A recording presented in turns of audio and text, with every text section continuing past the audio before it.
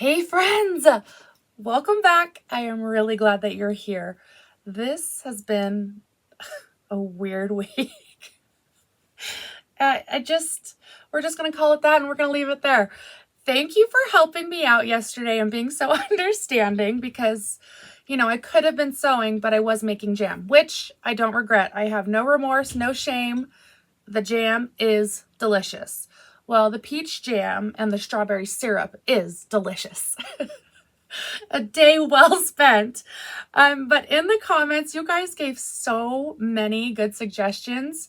But something that really surprised me was how many of you wanted to see a mason jar in homage to the jam / syrup, which I love because it's perfectly out of my comfort zone. I've never made a jar quilt.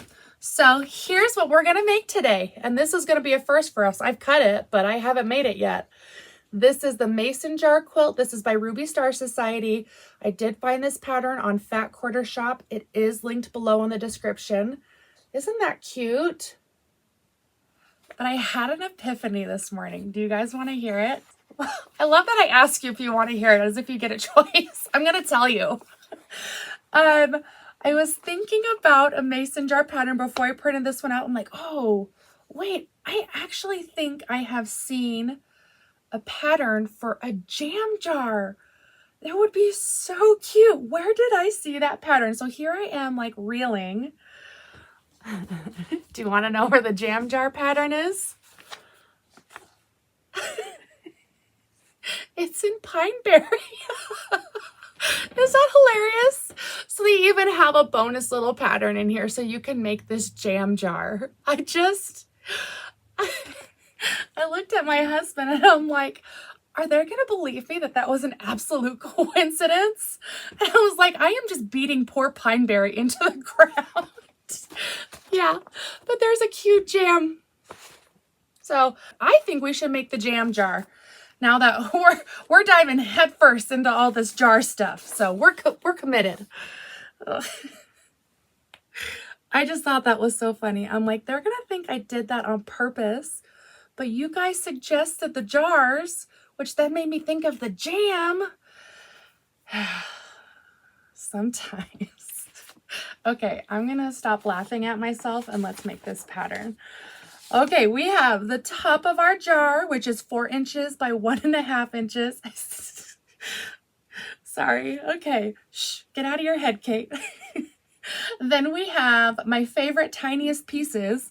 This is 1 inch by 1.5 inch little rectangle for the top of our jar lid. Then we have our glass, which then has the 1.25 inch squares, 2 of them. And then the bottom of our jar, 2 of them. Okay, just making sure that we have that. This is 5 3 inches, and this is 5 inches square. This is so simple. I'm really looking forward to this. Okay, let's just dry fit, I guess, huh? So we have our 1.5 inch little rectangles going with our jar lid. And then we have our glass. Is this not the perfect fabric for the glass? It's like this beautiful, like, aqua blue color. So pretty. Then those corners are going to go right there. And then we have the bottom of our jar, which is this pretty purple. Hey, give me those. Thank you. Which is this pretty purple. I really need some purples in the shop that complement this one because it is so beautiful. I love it a lot. This is the fabric I'm actually using for... What? Stop. This is the fabric I'm actually using for the lid, which is by Art Gallery Fabric. So I actually think I'm going to order a bolt of this because it looks really happy with that purple floral. So random fun fact. There you go. We're going to sew all of these together. And then we're going to sew these corners on. So we'll have to draw some diagonals in there. But let's do this top first. You ready? The machine ate my edges. I knew I should have started with that extra scrap of fabric in the machine first, but did I do it? Surely not. When will you learn, Kate? When will you learn? Okay, maybe we'll get this lid done. Oof, we made it. It was touch and go there, but we did make it. I did not start with my scrap fabric first. Rookie mistake. Let's put some diagonals in our squares here. Let's get this started first. That feels right. Get a marker and a ruler. Draw all those diagonals.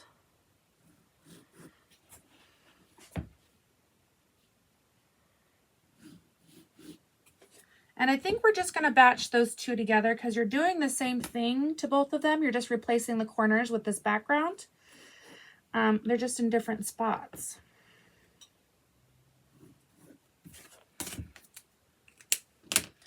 So on the blues, they'll go on the top left and right corners, but in the floral, in the bottom of the jar, they'll go on the bottom left and right corner. So let's speed through these.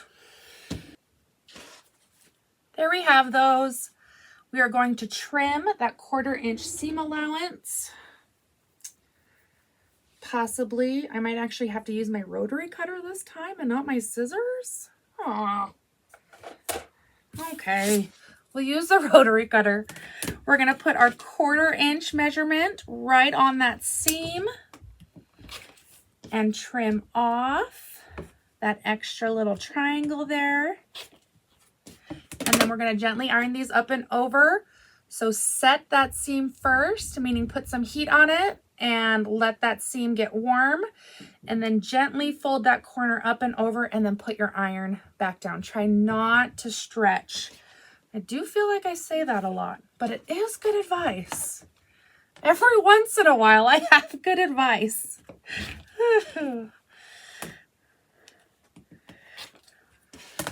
Okay, I'm gonna go iron these and then we will put it together.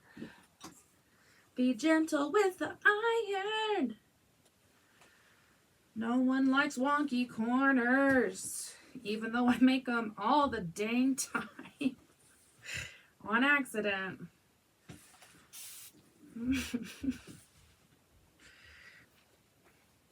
That's just a little song I wrote in my spare time. I compose musical masterpieces like that one. And there is our jar. Oh my heavens, that is a cutie. And now we just gotta put all these rows together. Like, how simple is that? Oh wait, should we magic? Yeah, let's magic. That's a lot more exciting. Here we go.